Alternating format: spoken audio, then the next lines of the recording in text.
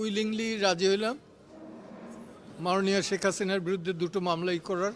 কিন্তু প্রথম মামলার জাজমেন্ট বের হওয়ার সাথে সাথেই দেখলাম ইউটিউবে যে মাননীয়া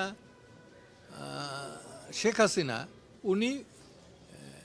উনি যেটা বলছেন সেটা আমি যেটা পাইছি সেটা হচ্ছে যে উনি বলছেন যে এই এমনই একটা হইলো সেখানে জেডাই খান পান্নার যাওয়ার কথা ছিল কিন্তু সেও যায় নাই। আর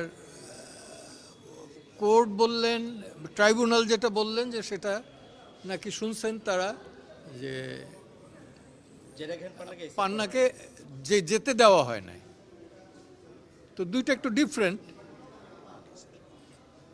আর দ্বিতীয়ত বলা হলো যে আপনি যে পরবর্তীতে রিগ্রেট করলেন, আমরা রিগ্রেট করছি লেখা আছে সেখানে যে আমার ব্যক্তিগত এবং শারীরিক কারণে আমি মাননীয়া শেখ হাসিনাকে প্রতিনিধিত্ব করব না।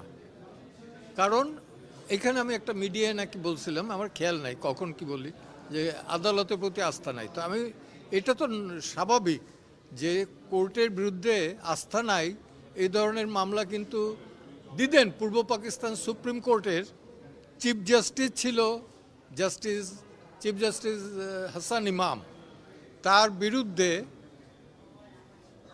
অনাস্থার একটা প্রস্তাব নিয়ে এসেছিলেন যে ওই কোর্টে মামলা করবেন না। কেন?